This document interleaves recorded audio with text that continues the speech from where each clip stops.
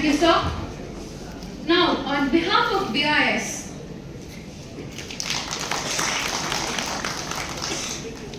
now,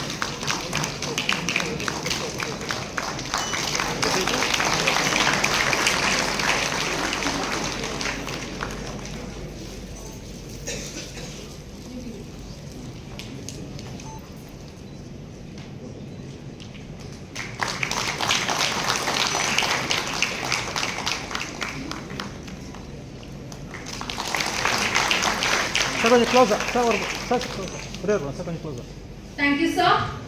Now I invite Deputy Director General, South Shri. Good morning, CEO and Chairperson, Sai Ram Institute, Principal of the institution, Dean, Student Affairs, our colleagues on the dais, colleagues from both Sai Ram Institute and I am told NITTTR also faculty is here and colleagues from BIS and my dear students.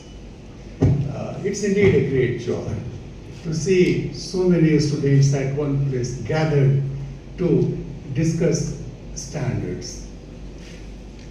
Tell me frankly, before 1 year, how many of you had heard the name BIS?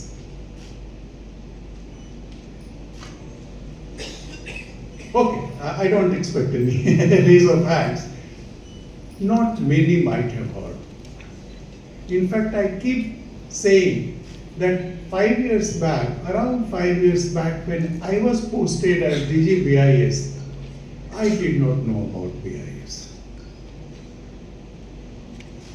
What I am trying to say, what I am hinting at is one of the biggest institutional crises that our country faces, and that is our institutions, mainly our scientific institutions and organizations, and our academic institutions of higher and technical education work in silos.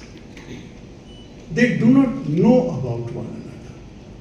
Some great work might be happening at one place, but the organization adjacent to it might not be aware of that work.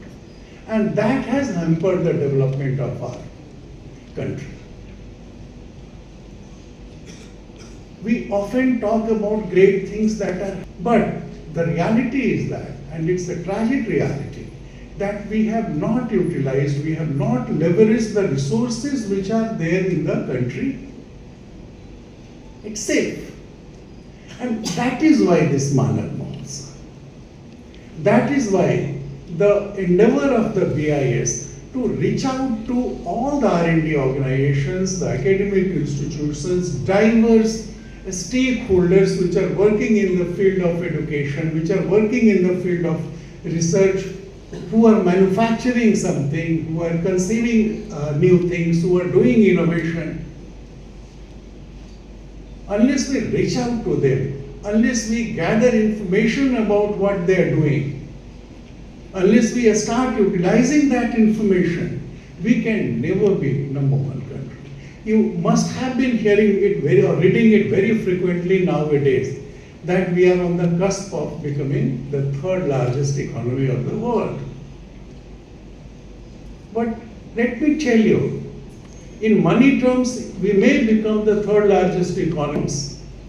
Becoming a major economy of the world depends on how we have utilized our innovation, R&D, and our intellectual capital into our manufacturing processes, in conceiving and creating our services, and in the implementation of our programs and schemes.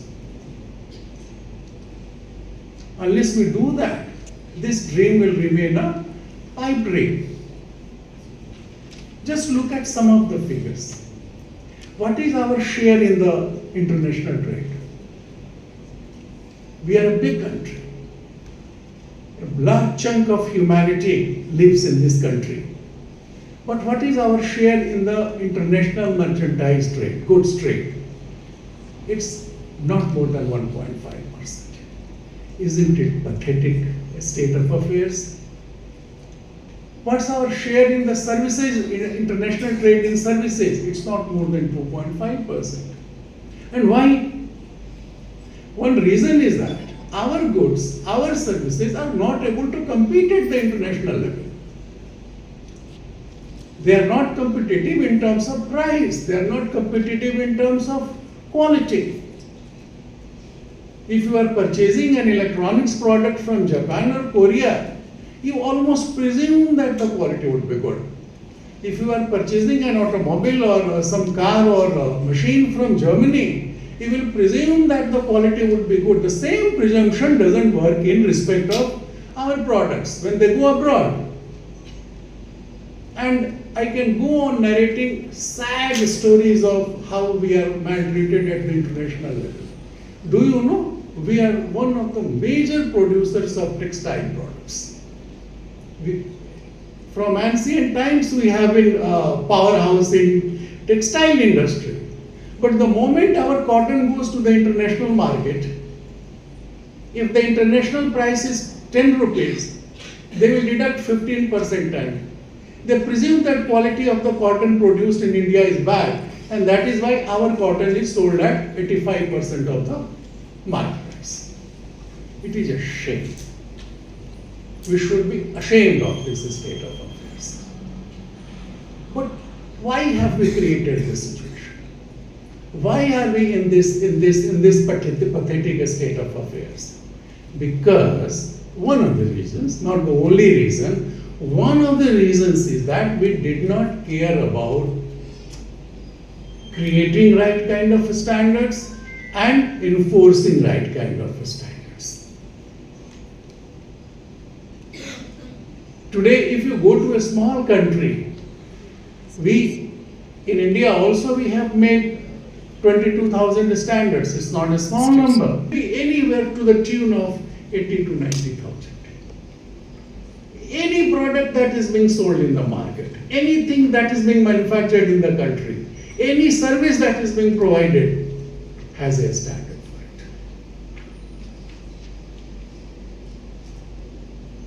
The same you will see in other countries, developed countries.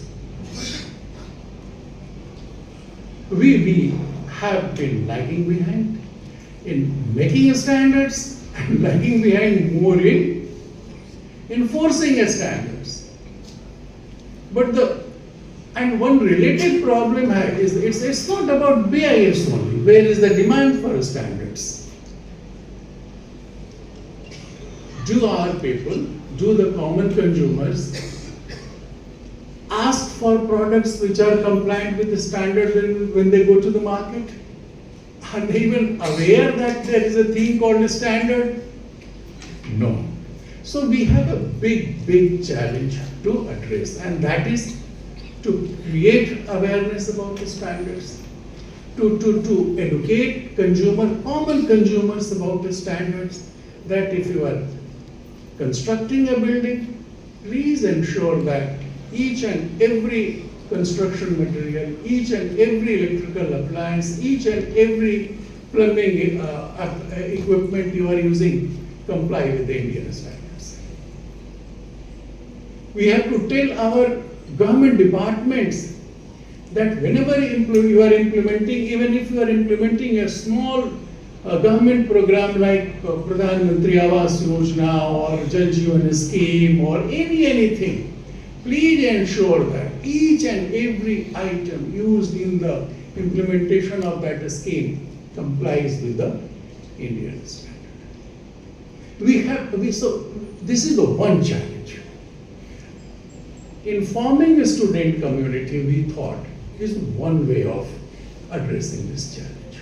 Because if you are aware at this age, at this young age, if you are able to appreciate that yes, the standards do have value in life, if country has to prosper, it will not prosper by making good speeches, it will be prosper by making good standards and by enforcing those standards.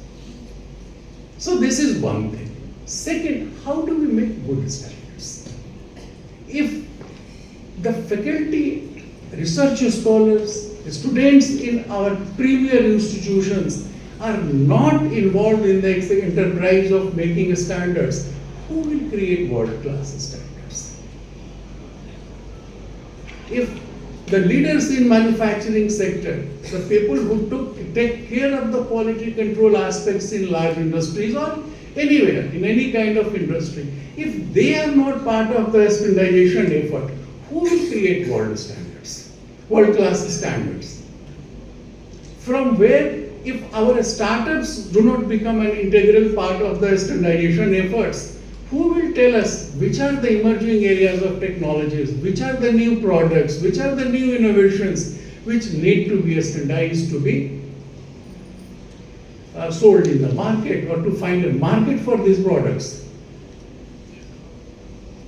So it becomes very essential to build these synergies among all the stakeholders, with the national standard body and academia, with industry, with regulating authorities, with R&D organizations, with everybody, so that everybody chip in.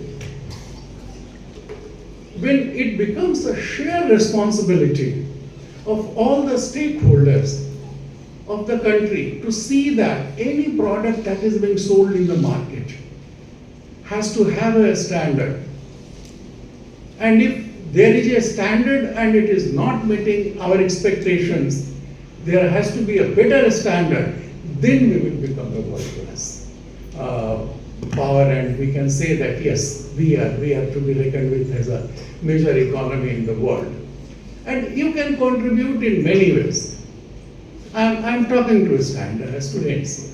You can contribute in many ways. If you see anywhere that there is a product, if you experience anything that needs to be standardized, just share this information with peers. Send a mail. Say that we need to do it. If you are a startup, if you are working on it, if you have any innovative idea, please suggest it to BIS. We have started commissioning R&D project. We are asking institutions to encourage students to form standard clubs. If you have formed a standard club, or if you have joined a standard club, and there is any interesting idea coming to your mind, or comes to your mind, please share it with us. We will be too happy to provide any kind of assistance, financial or logistical, to carry out that activity. If you want, friends, any discussion, any competition, any activity, just reach out to us. We will be very happy to do that. Because what we are trying is to build bridges, to create effective channels of communication and two-way communication. We will let you know what we are doing, and you have to tell us what we have not been doing, or what more we can do, or in what way you can think we can come to your help to assist your efforts in research and education. I'm very happy to share with you that when we started this project of commissioning R&D projects which are related to standards under development, initially we had certain doubts if faculty or research scholars of the institutions will participate, but just in a span of 1 year, we have been able to commission 130 R&D projects, and as I was saying, some of the faculty members from your institution also have been awarded those projects. So, these events of this kind are important because they act as a platform for sharing of ideas, sharing of experiences, and also to know the needs of each other. I am very thankful, I am grateful to the institution that it agreed to organize an event like that, and you must have so many things to do, or all kinds of studies to be taken care of, but you spared time to be with us today, to spend the day with us today, and I believe this kind of interactions will help us in